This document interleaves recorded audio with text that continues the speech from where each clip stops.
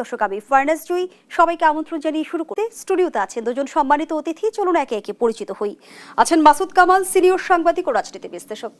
সেই সঙ্গে আরও আছেন অ্যাডভোকেট আবু হেনা রাজ্জাকি, আইনজীবী ও রাজনীতি বিশ্লেষক। দুজনকে আমন্ত্রণ জানাচ্ছি আজকের আলোচনায়। মাসুদ কামাল, আপনাকে দিয়ে আলোচনাটা শুরু করি। বলছিলাম শুরুতেই যেমনটি প্রধান নির্বাচন কমিশনার জানিয়েছেন, একই দিনের নির্বাচন ও গণভোট করা চ্যালেঞ্জিং হবে। অন্যদিকে জামায়াতের আমির ডাক্তার শফিকুর রহমান যেমনটি বলেছেন, একই দিনে গণভোট ও নির্বাচন আয়োজন হলে নির্বাচনের জেনোসাইড হবে। নির্বাচনের জেনোসাইড বলতে কি বোঝাতে চেয়েছেন বা আপনি কি বুঝেছেন, কি বলছে আপনার পর্যবেক্ষণ? আমি শফিকুর রহমান সাহেবের এই বক্তব্যে আসলে কিছুই বুঝিনি। কারণ জেনোসাইড হলো গণহত্যা, আর নির্বাচনে গণহত্যাটা কেমন করে হয় আমার কাছে ক্লিয়ার না। এখন আমার স্বল্প জ্ঞানে আমি এটা ধরতে পাইনি। আর যদি তবে এটা ভয়াবহ কিছু একটা হবে নিশ্চয়ই, যদি উনি ভয়াবহ কিছু একটা আশঙ্কা করে থাকেন তাহলে ওনারা নির্বাচনে যাচ্ছেন কেন? জেনোসাইডের শিকার হতে? কারণ জেনোসাইড যদি হয় তাহলে যে সমস্ত রাজনৈতিক দলেতে অংশ নেবেন, পাবলিক অংশ নেবেন, তারা মারা যাবেন, তাদের জীবন বিপন্ন হবে, এই তো হবে। তো সেখানে ওনারা যাচ্ছেন কেন? ওনারা কি অনুরোধে ঢেকে গিলবেন?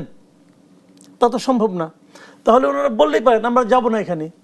আজকে যদি জামাত বলে যে এই নির্বাচনে আমি যাব না, তাহলে তো নির্বাচনই হবে না। জামাত যদি আজকে বলে যাব না, নির্বাচন হবে না, তো কে নির্বাচন করবে তখন? বিএনপি একে করবে? আওয়ামী লীগ তো নাই। বিষয়টা খেয়াল করেন। তাহলে জেনোসাইডকে উনি জেনোসাইড হবে বলছেন, কিন্তু আবার নির্বাচনে যাচ্ছেন। তো এই জিনিসটা আমার কাছে ভাই আসলে ক্লিয়ার না। তো ওনারা লিডার মানুষ, নিশ্চয়ই অনেক কিছু বোঝেন, জানেন। আমরা যা জানি না তাও ওনারা জানেন। কাজে আমি তো আসলে আমার কম জ্ঞান নিয়ে এটাকে আমি আসলে ব্যাখ্যা করতে পারবো না। তবে আমি আতঙ্ক বোধ করছি, কারণ ওনারা যখন এরকম একটা ভয় দেখছেন, ভয় দেখাচ্ছেন, তখন আমি বুঝতে পারছি না। আর দ্বিতীয় কথাটা হলো যে ইলেকশন কমিশন যেটা বলেছেন চ্যালেঞ্জিং হবে, এটা আসলে ওনাদের জন্য চ্যালেঞ্জিংটা এই কারণে, আসলে সত্যি কথা বলতে কি গণভোটটাই আমার কাছে মনে হয়েছে একটা চ্যালেঞ্জিং ব্যাপার। গণভোট সেটা আগে না পরে। যদি গণভোটটা আগে হতো তাহলে আরও চ্যালেঞ্জিং হতো, আরও ঝামেলায় পড়তেন। গণভোট যদি আপনি একান্ত করতেই চান তাহলে নির্বাচনের দিনে করাই ভালো, এটা আমার অপিনিয়ন আর কি। কিন্তু আমার প্রশ্ন হলো কি, আপনি গণভোট করবেন কেন? গণভোট আপনি কেন এটা করলে কী লাভ? আপনি গণভোটের মাধ্যমে কী প্রমাণ করতে চান? গণভোটের যে প্রশ্নপত্র আছে 4টা প্রশ্ন, বিরাট প্রশ্ন। এই ছোটোবেলা আমরা পড়তাম না ব্রড কোশ্চেন, শর্ট কোশ্চেন, এখন এই 4টেই তো ব্রড কোশ্চেন। এত বড় বড় প্রশ্ন, কে বুঝবে এই প্রশ্ন? পড়ে দেখেন না, আমি ভালো মতো বুঝি না যে এখানে এই দেশের টোটাল পপুলেশনের 22% লোক এখনও স্বাক্ষরই দিতে পারে না।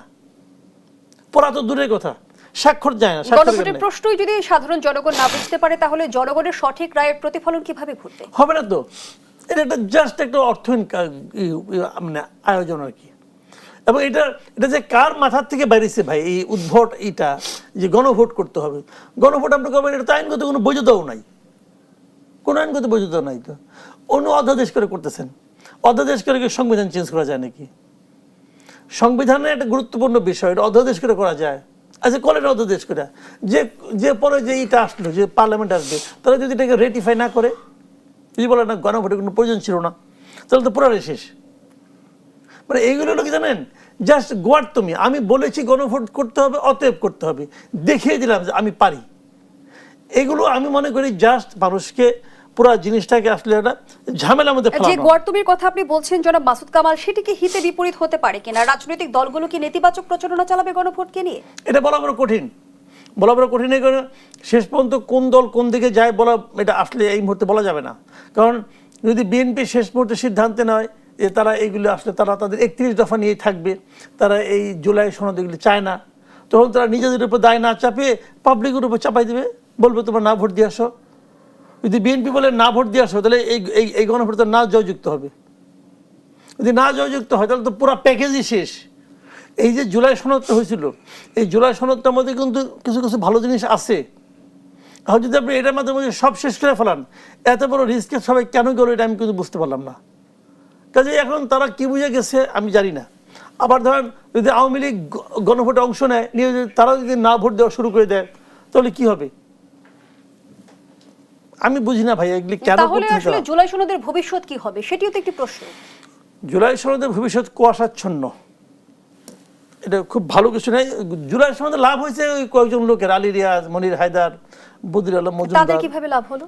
বাহ, আলী রিয়াজ বাংলাদেশে ভাই, সে গত 25 বছর ধরে থাকে বিদেশে, সে বাংলাদেশের উপদেষ্টা পদমর্যাদা চাকরি করতেছে। তো তার লাভ তো আমার লাভ হয়েছে নাকি আপনার লাভ হয়েছে?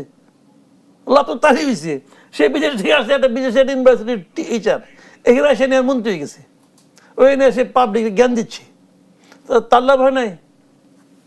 এটা কি বলবেন? বেশ কিছুদিন ধরেই আমরা কিন্তু দেখছি যে ঐকমত্য কমিশনের বিরুদ্ধে আর্থিক দুর্নীতির এক ধরনের অভিযোগ উঠেছে, যেটি নাকচ করেছেন অধ্যাপক আলী রিয়াজ। তিনি বলেছেন এর কোনো সত্যতা নেই, তথ্যগত ভুল।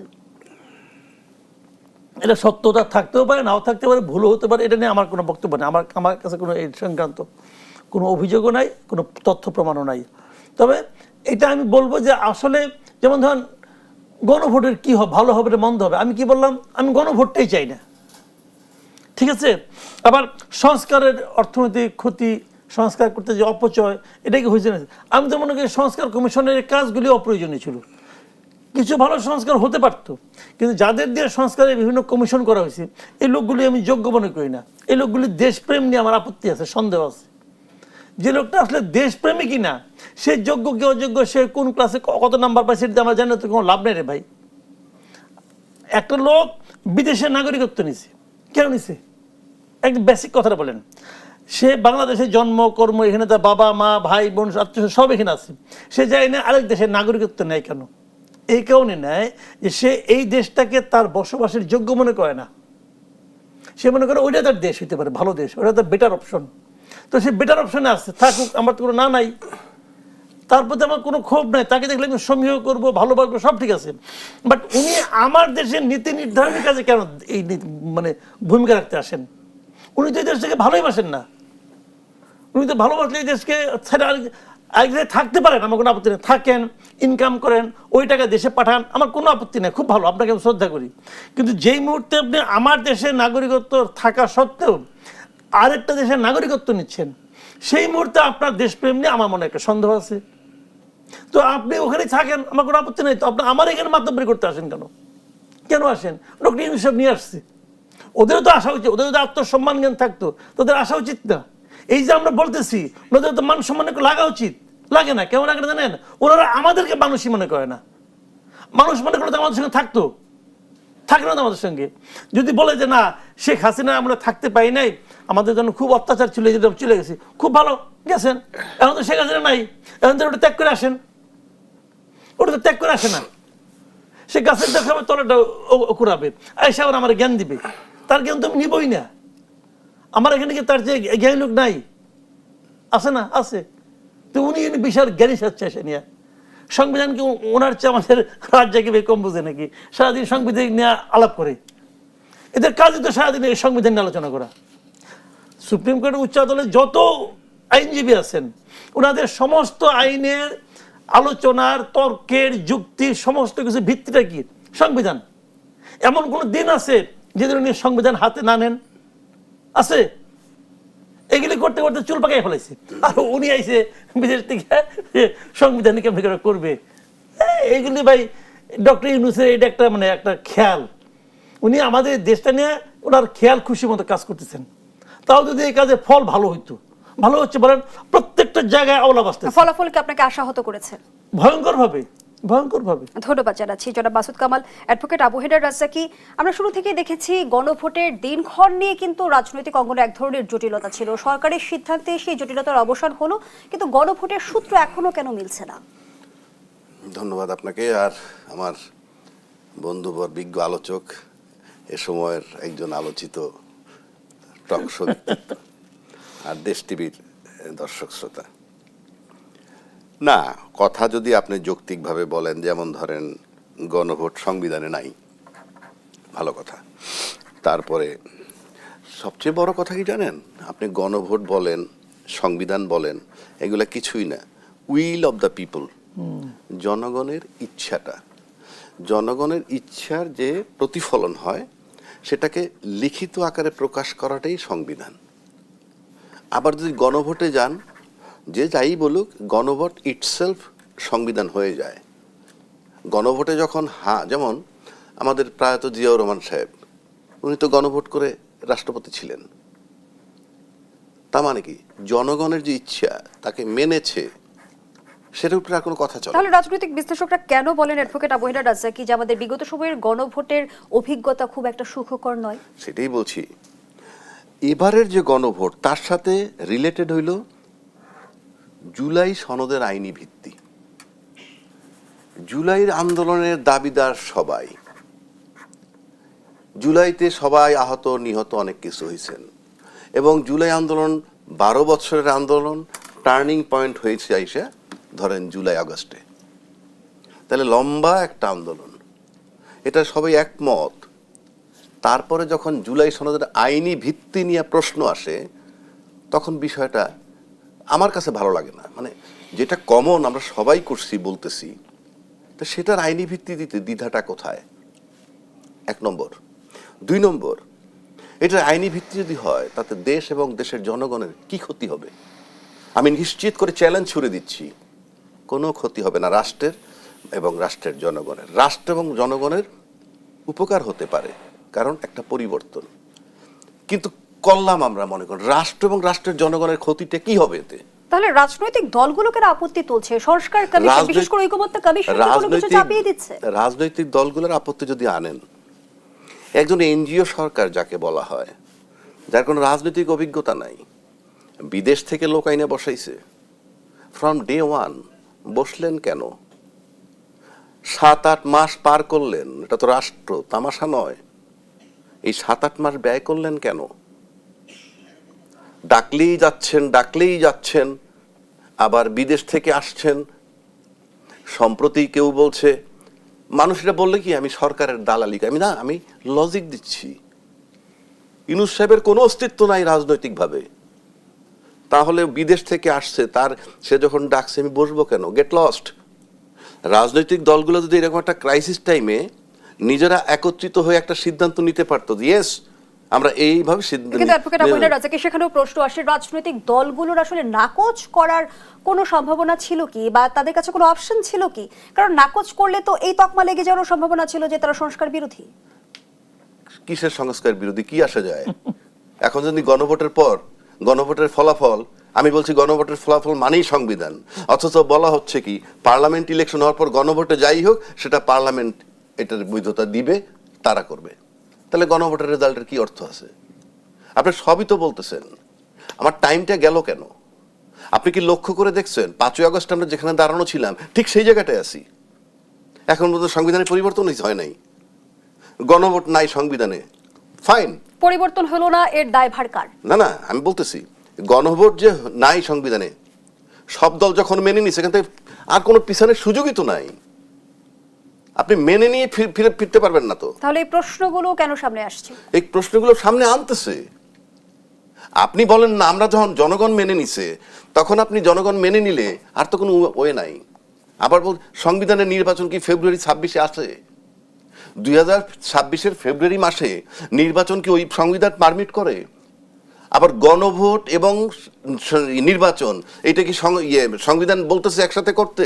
তাহলে কিসের উপরে আছি আমরা? কিন্তু জনগণ মেনে নিয়েছে, নিশ্চয়তা কে দিচ্ছে? জনগণের সংশ্লিষ্টতা কোথায় পুরো প্রক্রিয়ায়? ওমা, সে তো আরেক প্রশ্ন, যে রাজনৈতিক দলগুলো গেল ওখানে, তারাই তো জনগণের রিপ্রেজেন্ট করে। এই বিতর্ক তো বহু করছি আমি।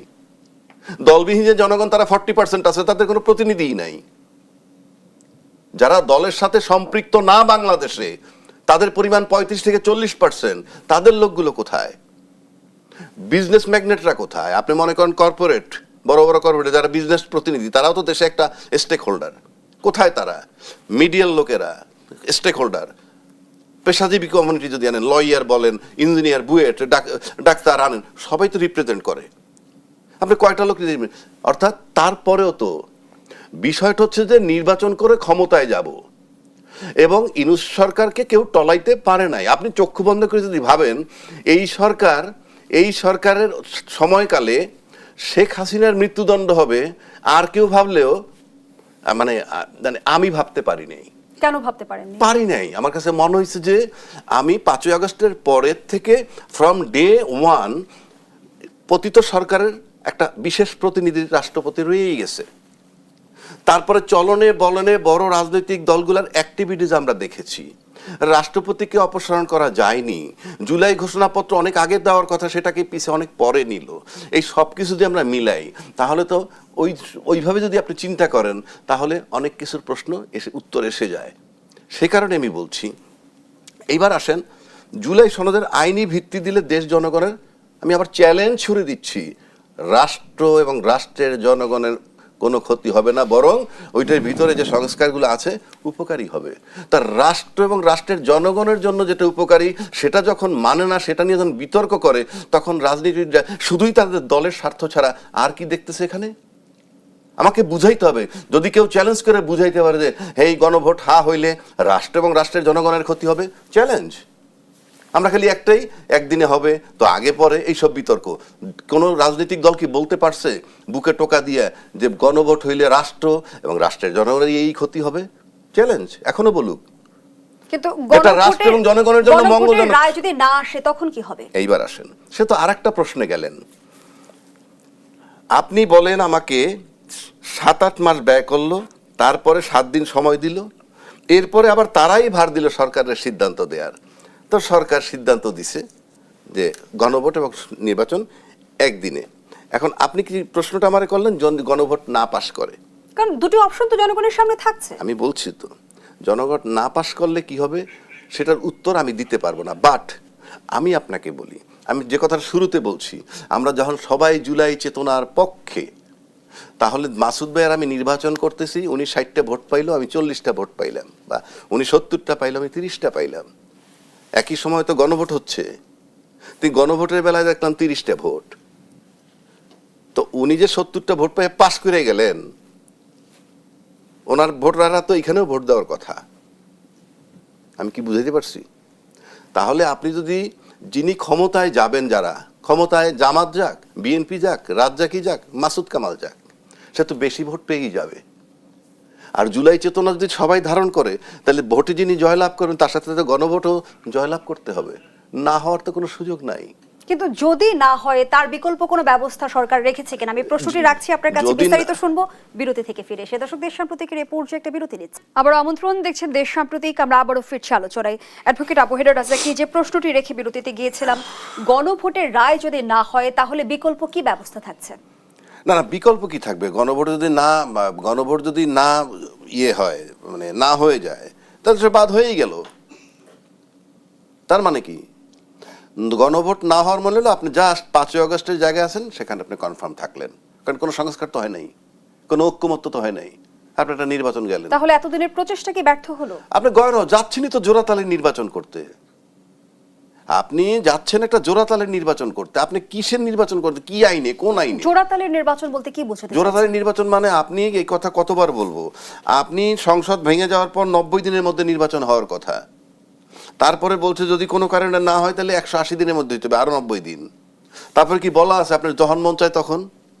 আপনি যে ফেব্রুয়ারি 26-এর নির্বাচনটা আমরা দিলাম, কোন আইনে, কোন সংবিধানে? ওই সংবিধানটা নাই। এটা ক্লিয়ার করার জন্য আপনি যদি দুইটা একসাথে আনেন, যে সংসদ নির্বাচন এবং গণভোট একসাথে, এটা আছে আমার সংবিধানে? পিছড়িদের সংবিধানটা বলে ওইখানে নাই তো। কিছুক্ষণ আগে আপনি বলছিলেন পিপলস উইলের কথা, সেটা তো ওই সংবিধান নাই, পিপলস উইল। তো পিপলস উইলে যদি আপনি গণভোট না হয়, তাহলে আপনি নির্বাচনটা করলেন কোন আইনে? আপনি তো গণভোট যদি হা হয়ে যায়, তাহলে তো আপনি কিছু রক্ষা, যে হা হইছে, আপনি একটা আইনি ভিত্তি পাইলেন।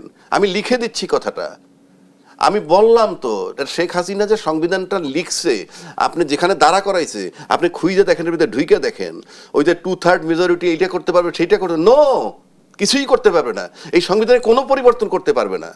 ওটাকে আবার 7-এর ক খ দিয়ে ড্যামেজ করে দিছে। এটা তর্ক করে তো লাভ নাই, এটা ওইটা ঘাটতে হবে। এখন আমরা চাচ্ছি কি, ইনফ্যাক্ট আমি বলি আপনাকে, ফর গডসে, জনগণ এখানে কোনো ফ্যাক্টর না। আমি আবারও বলছি, জনগণ, রাষ্ট্র কোনো ফ্যাক্টর না, ক্ষমতায় যেতে হবে, পরিষ্কার। সুতরাং আপনি গোজামিল দিয়ে ক্ষমতায় চলে গেলেন, ব্যাস হয়ে গেল। ক্ষমতায় যাওয়ার পর কি হবে? এই যে ইউনূস সাহেব রয়েছে, বলে যে তার কোনো সংবিধান নাই। তো সংবিধান তো সে যা করতে তাই সংবিধান হচ্ছে না। এই যে ডাকলাম, ঐক্যমত্যে আসেন, সংস্কার কমিশনে বসেন, কি কেউ না করতে পারছে? যেই আলী রিয়াজ নীতি এত বিতর্ক, সেই আলী রিয়াজ কিন্তু চলে গেল। এই আপনার টক শোতে, আমি নাম বললাম না, একজনে বলছে 83 কোটি টাকা মেরে চলে গেছে। আরেকজন টকশোতে আমার সাথে এক অনুষ্ঠানে বলছে লাথি মেরে তারে বের করে দেয় না কেন, এই ধরনের কথাও বলছে। সেই ভদ্রলোক কিন্তু আবার ফেরত আসছে এবং প্রধান উপদেষ্টার মর্যাদায় উনি এখন কি বিশেষ সহকারী, না প্রধান উপদেষ্টার বিশেষ সহকারী। কোথায় সেই লোকগুলা? নামুক না কালকে মাঠে, কেন নামে না কেন? এই যে 83 কোটি টাকা মেরে গেল, যাকে আপনারা বের করে দিতে চাইলেন, আবার তাকে অ্যাপয়েন্টমেন্ট দিল, কি ব্যাপারটা কি? কারণ আপনি মেনে নিতেন শুধু একটা কারণে, নির্বাচন হতে হবে, সংসদে যাব, ক্ষমতায় যাব, নির্বাচন হতে হবে, সংসদে যাব, ক্ষমতায় যাব। আপনি জিনিসটা পরিষ্কার হইতে হবে। তাহলে ক্ষমতার বলয় কি জুলাই সনদের যে প্রস্তাবগুলো আছে সেগুলো খুলনলচে পাল্টে যেতে পারে? আপনি সব গুল্লি মারেন, এগুলি কিচ্ছু হবে না এগুলা। এই জন্য নির্বাচন আর গণভোট যদি একই দিনে হয়, আপনি মিলিয়ে দেখেন কথাটা। চ্যালেঞ্জিং বলছে কে? সিইসি। সে তো তামাশা করতে বসে নাই। উনি যখন চ্যালেঞ্জিং বলতেছে, চ্যালেঞ্জিং মানে কি? সোজা বাংলা যদি বলেন, সম্ভব নয়। এইটাকে শুদ্ধ ভাষায় ঘুরে ফিরে সম্ভব নয় কথাটা বলছে। এটা আপনাকে মানতে হবে। চ্যালেঞ্জিং মানে কি? চ্যালেঞ্জিং মানেই তো চ্যালেঞ্জ, রিস্ক আছে। আচ্ছা, সেটা কেন বলছে? আপনি তাকান প্রশাসনের দিক। একটা সার্ভিং ডিআইজি আজকে থেকে 20-22 দিন আগে পালায়ে গেছে। 1 মাস 10 দিন আগে একজন সার্ভিং জেনারেল পালায়ে গেছে। এটার আপনি বলেন তো, এটা কি কোনোভাবে গ্রহণযোগ্য কিনা একজন সার্ভিং জেনারেল পালায়ে যায়? কোথায় গোয়েন্দা? তবে কি প্রশাসনই এবারের নির্বাচনের সবচেয়ে বড় চ্যালেঞ্জ কিনা সে প্রশ্নটি রাখছি আপনার কাছে। প্রশাসন তো ডেফিনেটলি চ্যালেঞ্জ। সেই কারণে অংশে নিশ্চয়ই আমি বেশি বিস্তারিত ব্যাখ্যা শুনবো। মাসুদ কামাল, জামায়াত ইসলামীর চট্টগ্রামের নেতা শাহজাহান চৌধুরী বলেছেন, নির্বাচন শুধু জনগণ দিয়ে নয়, যার যার নির্বাচনী এলাকায় প্রশাসনের যারা আছে তাদের সবাইকে আমাদের আন্ডারে নিয়ে আসতে হবে। আমাদের কথায় উঠবে, আমাদের কথায় বসবে, আমাদের কথায় গ্রেপ্তার, আমাদের কথায় মামলা। তবে কি প্রশাসন দখলের ছক কষছে জামায়াত?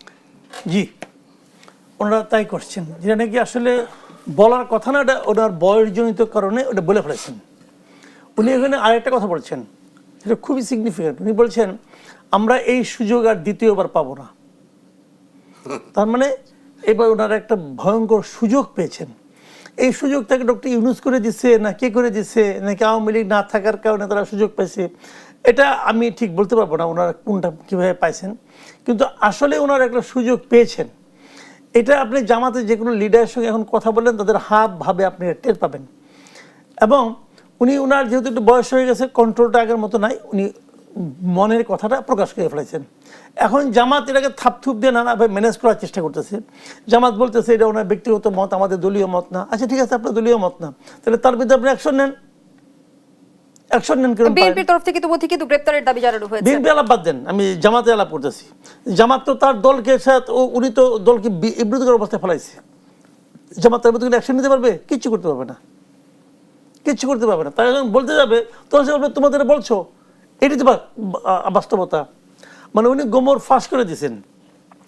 তো এই যে নির্বাচনটা হতে যাচ্ছে না, সত্যি কথা বলতে কি ভাই, আমি 2024 জানুয়ারি যে নির্বাচনটা হয়েছিল, আমি আর ডামি নির্বাচন, আমার স্পষ্ট মনে আছে। আমি ওই আপনার ওই তখন একটা হইতো, একটা মানে আপনার এই অনুষ্ঠান হইতো, এডিটর্স গিল্ড, ওই মোজাম্মেল বাবুরা করতেন। 8-9 জন লোক নিয়ে আসতো। তার মধ্যে এই যে আমাদের সাখাওয়াত সাহেব আজকে উপদেষ্টা, তারপরে আপনার যে আহসান এস মনসুর, ওনারা প্রায় যাইতেন। আমার মনে আছে একটা অনুষ্ঠানে ওনারা এই 2 জন লোকও ছিলেন। সেখানে আমি স্পষ্ট বলছিলাম যে আমি 2024 এই নির্বাচনকে কোনো নির্বাচনই মনে করি না। এটা আমি বলছিলাম, ওনারা শুনছে, ওনাদেরকে জিজ্ঞেস করে দেখেন। বলছিলাম আমার এখন মনে হচ্ছে যে 26 যে নির্বাচনটা হতে যাচ্ছে, যেটাকে নাকি আমাদের ডক্টর ইউনূস সাহেব বলার চেষ্টা করছেন ইতিহাসের শ্রেষ্ঠ নির্বাচন, আমার মনে হয়েছে, আমি বলছিও যে উনি ইতিহাসও বুঝে না, শ্রেষ্ঠ বুঝে না, নির্বাচন তো বুঝেই না। এই নির্বাচন কেমন করে ইতিহাস শেষ হলো? যে নির্বাচনের আগে প্রধান 2টা অংশগ্রহণকারী 2টা দলে একজন বলে যে আমাদের কথা মতো গ্রেফতার করতে হবে, আমাদের কথা মতো মামলা করতে হবে। তাহলে 24-এর গণঅভ্যুত্থান থেকে রাজনৈতিক দলগুলো কি শিক্ষা নিল? কোনো শিক্ষা নেই। ফ্যাসিবাদী শাসনামলের মতোই সেই মুখোশধারী জায়গাটিতে আমরা অবস্থান করছি। মুখোশ কোথায়? আমি প্রশ্নটি রাখছি আপনার কাছে, বিরতির পর ফিরছি। দর্শক, দেশের প্রতীকের এই পর্যায়ে আবারও বিরতি নিচ্ছি, সাথেই থাকুন। আবারও আমন্ত্রণ, দেখছেন দেশ সাম্প্রতিক। আমরা আবারও ফিরছি আলোচনায়। মাসুদ কামাল, 24-এর গণঅভ্যুত্থান থেকে রাজনৈতিক দলগুলো কি শিক্ষা নিয়েছে, এখনো কেন প্রশাসন দখল, মাঠ দখলের বক্তব্য আমরা দেখতে পাচ্ছি, তবে কি আসলে ফ্যাসিবাদী শাসন ব্যবস্থার অবসান হয়নি, শুধু মুখোশ ধারণ করেছি আমরা? শুনেন, একটা জিনিস হলো কি, পরিবর্তনটা হতে হয় আসলে মানুষের মগজে, মানুষের হৃদয়ে। 24-এ যে ঘটনাটা ঘটেছে এটা মানুষ দেখেছে কিন্তু হৃদয়ঙ্গম করে নাই। এখান থেকে মানুষ কোনো কিছু শিক্ষা নেয় নাই। যদি নিত তাহলে ওই 24-এর গণ আন্দোলনের শীর্ষে এবং সামনের সারিতে যারা ছিলেন তাদের এই অধঃপতন আমাদেরকে দেখতে হতো না। যে সমস্ত স্টুডেন্ট লিডাররা ছিলেন তাদের ব্যাপারে এখন স্টুডেন্টদেরই মোহভঙ্গ হয়েছে। তো এটাই হলো রিয়েলিটি। যে বলেন, একটা পুরোনো প্রবাদ আছে না, যে ইতিহাসের সবচেয়ে বড় শিক্ষা হলো ইতিহাস থেকে কেউ শিক্ষা নেয় না। আমরাও কেউ শিক্ষা নিচ্ছি না, ওনারাও কেউ শিক্ষা নিচ্ছেন না। কি হয় স্বৈরাচারী শাসনের ব্যবস্থার ফলটা কি হয় এটা তো 24 আমরা দেখেছি। তারপরে কি আমাদের যারা শাসন ক্ষমতা যারা আছেন এদিকে সেই শিক্ষাটা হয়েছে? নিজেরা যা মনে করেন তাই হয়। ইউনূস সাহেবের যা মনে হচ্ছে উনি তাই করতেছেন। সারা মানুষ সমালোচনা করতেছে, উনি সমস্ত বিদেশিদের নিয়ে আসতেছেন এখানে। প্রত্যেকটা গুরুত্বপূর্ণ জায়গায় উনি দ্বৈত নাগরিকত্ব যারা আছে তাদেরকে বসিয়েছেন। এটা কিসের দেশপ্রেম ভাই? এর ফল কি হবে? ওনার এই এতদিনের অর্জন, আমি আপনাকে গ্যারান্টি দিয়ে দিচ্ছি, এই সরকারের বিদায় হওয়ার পর ডক্টর ইউনূস দেশে কতটুকু সম্মান নিয়ে থাকতে পারবে এটা নিয়ে আমার সন্দেহ আছে। ওনার এতদিনের যে অর্জন, সে অর্জন কোথায় চলে যাবে দেখেন। উনি একা একা রাস্তায় বাড়িতে পারবে কিনা আমার সন্দেহ। লোকে তাকে দুও দিবে। উনি এই সমস্ত কাজ করবেন। আর উনি যাদের নিয়ে আসছেন তাদের কেউ দেশে থাকবে না তো। এই আশিক চৌধুরী থাকবে নাকি দেশে? আলী রিয়াজ থাকবে? মনির হায়দার থাকবে? কেউ থাকবে না। এই যে তৈয়ব সাহেব থাকবে? কেউ থাকবে না। সব আবার যার যা মতো যার দেশে চলে যাবে ক্রিমটা নিয়ে। দেওয়া হয়েছে তাদেরকে দায়িত্ব, অন্তর্বর্তীকালীন সরকার ডে টু ডে যে কাজগুলো করবেন। এরা এখানে 40 বছর 42 বছরের জন্য পোর্ট ইজারা দেয়, এটা ওদের কাজ। এই প্রত্যেকের লোকের দেখবেন মামলা হবে। দেখেন, বললাম একটা কথা, এদের বিরুদ্ধে সংবিধান লঙ্ঘনের মামলা হইতে পারে। দেখেন, একটা কথা বললাম তো, আমরা তো করবো না, আমরা দেখবো, আমরা তো ভাই দর্শক, দেখেন হবে। ধন্যবাদ জানাচ্ছি মাসুদ কামাল। অ্যাডভোকেট আবু হেনা রাজ্জাককে আপনার মন্তব্য নিয়ে শেষ করতে চাই। ধন্যবাদ। সংবিধান ভায়োলেশনের মামলা হইতেই পারে, আমি তো শুরুতে বলছি শেষ পর্যন্ত। সংবিধান খেলে একাই ইউনূস সাহেব তো ওনার সংবিধান চালাচ্ছেন, কিন্তু সংবিধান যে ভায়োলেশন হয়েছে, আমরা যারা এটার ভিকটিম হইলাম, সেই ভায়োলেটেড সংবিধানের ভায়োলেট করে যে নির্বাচন করতে যাচ্ছি সেটা কৈফিয়ত আমাদেরকে দিতে হইতে পারে সামনে। আর একটা বিষয় কামাল ভাই বলছে, ব্যক্তি ইউনূস তো আমার কাছে কোনো সাবজেক্ট না। ব্যক্তি ইউনূসের সব ধ্বংস হয়ে যাক না, তাতে আমার কি আমার কি আসে যায়? ব্যক্তি ইউনূস দিয়ে আমি কি করব? রাষ্ট্র আমার কোথায়? রাষ্ট্রের বিষয় আজকে যেখানে বলা হচ্ছে যে নির্বাচনের কথা, আমি বলে দিচ্ছি, ইউনূস সাহেব যদি এই প্রশাসন নিয়ে নির্বাচন করে, উনি বাংলাদেশের ইতিহাসে যত নির্বাচন হয়েছে একেবারে জঘন্যতম একটা নির্বাচন উনি উপহার দিবেন। এবং সেই জঘন্যতম নির্বাচন কেন হবে? প্রশাসন টালমাটাল, ওদিকে বলতে চ্যালেঞ্জিং। এই যে রাজনৈতিক দল এনসিপি এবং জামায়াত ইসলামী কিন্তু ইতিমধ্যে দাবি করছে যে লেভেল প্লেইং ফিল্ডও নেই। লেভেল প্লেইং ফিল্ড নেই। এদিকে বলছে সিইসি চ্যালেঞ্জিং, একই দিনে দুইটা নির্বাচন। পাশাপাশি মানে জামাতের নেতার যে বক্তব্য, এটা অতীতে আমরা যে বড় বড় দলের বক্তব্য শুনছি, যখনই ফেসে যায় তখনই বলে ওটা ওনার ব্যক্তিগত। আজকে জামাত সেই একই জিনিস রিপিট করলো। ব্যক্তির বক্তব্যের দায় কি কোনোভাবে দল এড়াতে পারে? আমি তো সেটাই বলতেছি, যে উনি একটা বেকায়দার বক্তব্য দিচ্ছে, ঔদ্ধত্যপূর্ণ। প্রশাসন তার কথায় চলবে, স্কুলের হেডমাস্টারকে বইলে দিতে হবে যে দাঁড়িপাল্লায় ভোট দিবা। এই যে বিষয়গুলা, আমাদের কথায় উঠবে বসবে, আমাদের কথায় মামলা হবে, আমাদের কথায় মামলা মুক্ত হবে, এই যে বিষয় এত বড় উদ্যত্ত যেটা, এটা তো আপনার সেই এখন বলতেছে দল থেকে ওনার ব্যক্তিগত। এটা তো রাজনীতি, তামাশা না, রাষ্ট্র। আর একটা কথা ধরেন, নির্বাচনের পরে বলা হইতেছে জাতীয় সরকার গঠন করবে। এটাও ইন্ডিকেট করে যে নির্বাচনটা হতে যাচ্ছে টালমাটাল অবস্থা একটা নির্বাচন হবে, এবং সেই নির্বাচনকে যদি টিকায় রাখতে হয় তাইলে জাতীয় সরকার গঠন করা মানে কি? সব দলের লোকের অ্যাকোমোডেট করে ক্ষমতায় থাকা, এছাড়া আমার কাছে মনে হয় আর কিছু না। তা না হলে আপনার 5ই আগস্টের পরে জাতীয় সরকার হওয়ার কথা সবচেয়ে খারাপ সিচুয়েশনে, আর নির্বাচনটা হয়ে যাওয়ার পর যখন এটা, তার মানে হচ্ছে যারা নির্বাচনে যাচ্ছেন তারা নিশ্চিত যে নির্বাচনের পর অবস্থা আরো টালমাটাল হবে, এইরকম বাজে সিচুয়েশন করলে এবং জঘন্য নির্বাচন হবে। এবং সেই কারণে একটা জাতীয় সরকারের প্রস্তাব সেটা যদি না মানে না হয়, তাহলে আপনি মনে করবেন যে জুলাইয়ের যে চেতনা চলমান সেটা হয়তো আর একটা অধ্যায় অসংখ্য শুরু হতে ধন্যবাদ পারে। জানাচ্ছি অ্যাডভোকেট আবু হেনা রাজ্জাককে, ধন্যবাদ জানাচ্ছি মাসুদ কামাল আপনাকেও।